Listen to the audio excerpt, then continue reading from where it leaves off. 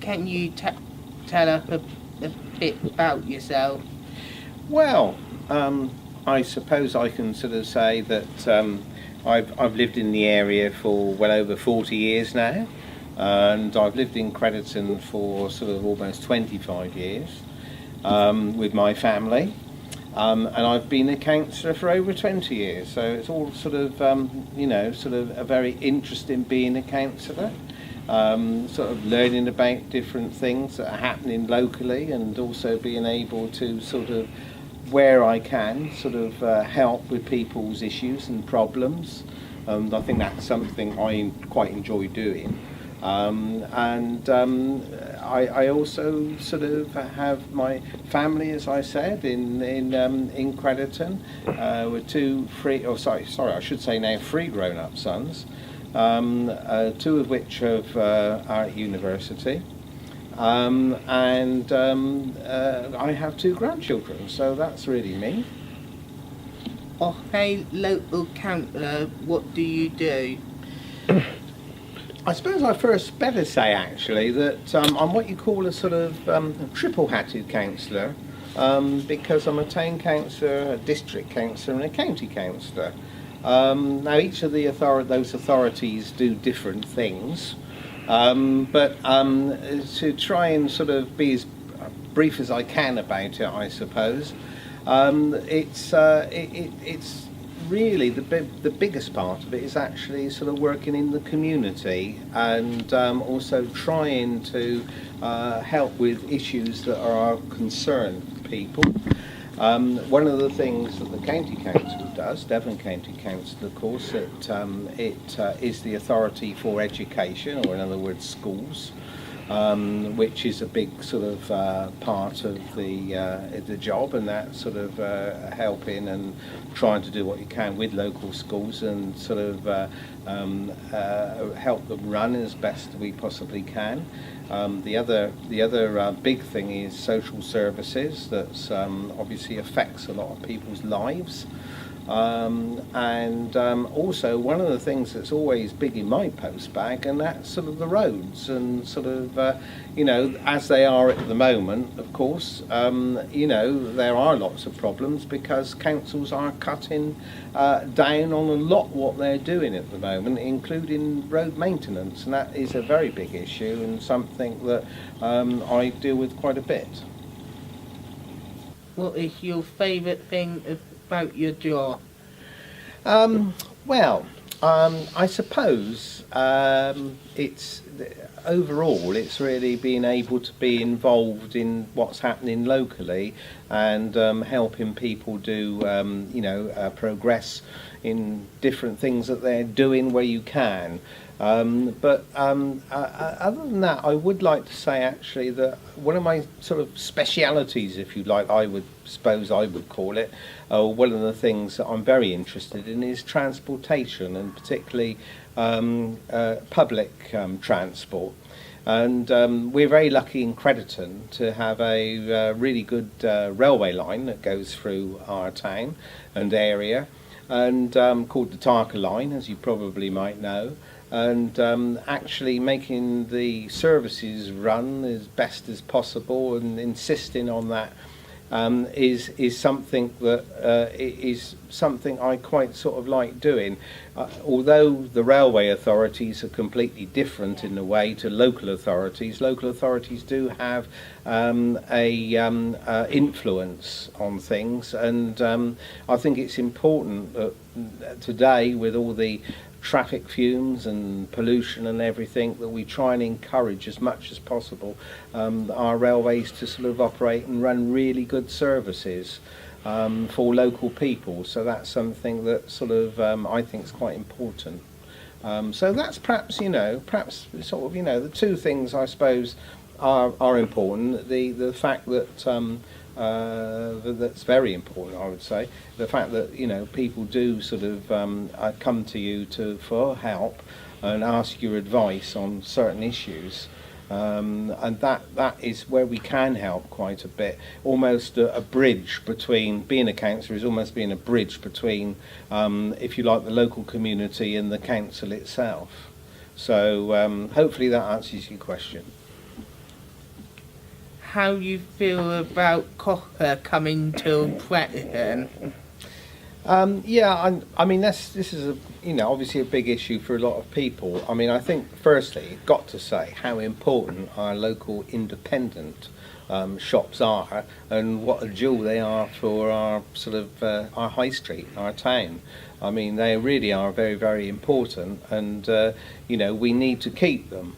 After saying that, with regard to Costa, I would say that I can't say that I'm very happy about them coming, although I do accept that empty shops also aren't a good thing in the town, and something we don't want to see. Of course, the footfall that they will produce for the other businesses in with the town could be an advantage for them. But I have to say, overall, I would much prefer to see a local business open up there. But at the same time, I don't want to see empty shops in the town. What music do you like listening to in your spare time? Well, that's giving the game away, isn't it? No, in actual fact, I have to say, I suppose my younger days were, of course, in the 60s and 70s. And where I used to live for a time, in Bournemouth, I often used to go actually to different sort of concerts for the bands of the day, like I suppose things like I used to go and sort of see people like Status Quo and Deep Purple, and people like and bands like that. Although Jethro Tull was another one I used to like quite a bit, and not to mention, of course, a band I never saw, and that was the Beatles. So I suppose really, if you like, that's my sort of really favourite stuff. But after saying that, I do like classical music, and I like a lot of different music. I like jazz music as well. I have gone to jazz concerts and quite enjoy those. And in fact, here in the Buccaneer, here where we're sitting at the moment, in fact, I come and sort of listen to. I've come and listened to a couple of different things here. I will say I'm not particularly musical myself, but my three sons are very much so. Two of them play instruments and play in local bands, and the other one is actually doing music technology at university at the moment. So, I hear a lot from them, and I hear a lot from them about all the new stuff going on at the moment. So I suppose that's me in music and my likes and dislikes. On the radio show, what song would you like to play on our next radio show? Well, that's perhaps the most difficult question you've asked me so far. I must admit, I was talking the other day to a very great friend of mine about Desert Island Discs, which is a radio show you may have heard of. When I think people have a choice of, I can't remember how many, 8 or 10 discs during the actual half hour when the show goes on, and I have to say I find it very difficult to find one. But I think what I would say is that I think it would have to be something by the Beatles. I think it would have to be that if it was just one. If it was 10, then it would be a different matter. But if it was just one, I think it would be something by the Beatles. If your instrument you like to play? Well, I don't. I'm ashamed to say I don't play a musical instrument, I'm afraid. I did many years ago have a go at playing the guitar and failed miserably. So I just do not play an instrument. I leave that to my sons who play, and who play quite well actually. But I don't. So that's it. Do you like about Christmas? I like a lot about Christmas. I must admit I'm a bit of a Christmas fan, really, when it comes down to it. I suppose what I like most about it is actually sort of being with the family and enjoying all of their sort of company. But there are lots of other things as well. I like seeing the grandchildren getting their Christmas presents. Unfortunately, they're too old now to believe in Father Christmas, but it's nice when they did. And you know, that all of that's very good. It's very nice going out to pantomimes, and you know, I quite like pantomimes. It's probably I've never grown up actually, but I do quite like pantomimes, and things like that. There's so much actually that I like about it. Oh, and the Christmas dinner. I mustn't forget the Christmas dinner. Do enjoy that, and helping cook the Christmas dinner. So there you go. Can be more a clue here. Right. Well, I do think actually, and this isn't just for Crediton, this is for sort of a lot of places now, and that is that I think the thing is that younger people in particular, you know, are very conscious of the fact that they might sometimes feel not as included in things as they probably should be. And I do think that you know, as far as younger people are concerned, us older people, if you like, put it that way, need to think very, very hard about that and actually try and bring younger people into what we do. It's really nice to see now that, for instance, on the town council, there are a couple of younger members of the town council, which is really, you know, good stuff and really good to see. I think the more that we can sort of, in fact, sort of have younger people representing people's views and younger councillors, I think is very important, and it would make a big difference if more younger people did actually see that in actual fact, you know, being a councillor or a school governor or doing something within the community is a really good thing to do. A lot do, I have to say, and there's some real sort of there's some real stars in Crediton who really sort of, you know, work is quite hard for the community. Other than that, I think that yeah, encouraging people generally in all the organisations, all the voluntary organisations and things like that, is important, and it's really good that we've got a very good sort of volunteer section within the community at the moment that work hard, you know, doing things sort of generally. So I think that them, you know, those sort of people really do need to be encouraged to do, you know, as much as what they can, and also you know, encouraged to be seen as an example to others to also try and do their bit as well. What do you like about the Turning Tide project to support it?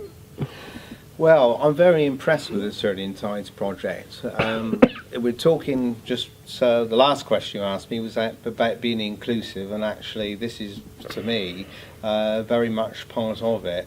And it's being able to sort of engage and sort of help young people in particular, I suppose, but also not so young people as well. You know, within our society to be accepted, and also to develop what they want to do. And this is something that sort of people that are involved in the Turning Tide or come to the Turning Tides project, you know, might find difficult, you know, and might need that extra bit of support. And it's really through something like Turning Tides that runs, you know, really runs on a shoestring, quite frankly, and have sort of volunteer helpers and the actual sort of people that turn up and use the service, if I put it that way, also help as well, and are very much a part of it. And what I will say is sometimes it's very difficult to work out, you know, who's actually sort of who's running it and who's actually sort of you know, or the people that have come here and are being helped by the various volunteers and the people that run the whole project. And it's really good to see, and I think that, you know, sort of it's something that really needs to be encouraged. It's a very, very worthwhile organisation. Any question you want to answer? Well, I'm almost very inclined to turn it around in a way. I mean, it's almost sort of say, what would you like to see from sort of us? When I say us, I mean, I suppose I'm really saying the community as a large, not just councillors, if you like. But I think that's really, you know, the question I'd almost ask you. But I suppose if I was going to ask a question, I would probably say, where do you see the Turning Tides project going? How do you see it developing, and what would you, you know, how would you see it, for instance, in say 2 or 3 years' time? Gavin. Okay. Okay. So first of all, where I would like to see us in a couple of years' time, I think a lot of what we're doing at the moment is about, like you said, about being inclusive. What I'd like to see within the next couple of years is that developing something that we almost don't have to do anymore. So obviously working towards being inclusive is quite a big project, and it's something that is kind of core to what we do.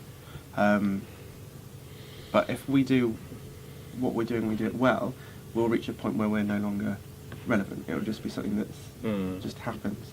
I don't know whether that would happen within 2 years, or whether that happen in 20 years, or maybe, you know, 50 years. But what I'd quite like to see is a change, a noticeable change. Maybe not where people think of, oh, it's the Turning Tides project, but where people just think about being inclusive, and that's just something that happens straight away, rather than something that you have to prompt and have to get people to think about. Right. I don't quite know how we get there. I guess as working with individuals, speaking to people like yourself, and speaking to local businesses, and generally just kind of being advocates for what we think. What was the other question? What would we like from the community, or what can we? Well, what do you think the community can sort of actually, you know, what would you like from the community? How would you like the community to sort of act, if you like, towards you as an organisation? Okay. I don't think we necessarily want anything from the community. Right. What I think is that we provide something to the community. I think encouraging people to be inclusive isn't us asking something of the community. It's something that we can help the community achieve. I think there's a lot of businesses, a lot of people. I think it would just be nicer. I think diversity, I think inclusion, I think are really important things, and for that not to be something that people consider and to be open to is maybe a bad thing, and maybe something that we can encourage and provide, rather than ask something of people. If that makes sense. Yeah, certainly. Cool. Well, like, it'd be honestly what I would like to see in the future is like more support for younger people to try get like job and work experience, a type of one where you the one you really want to get.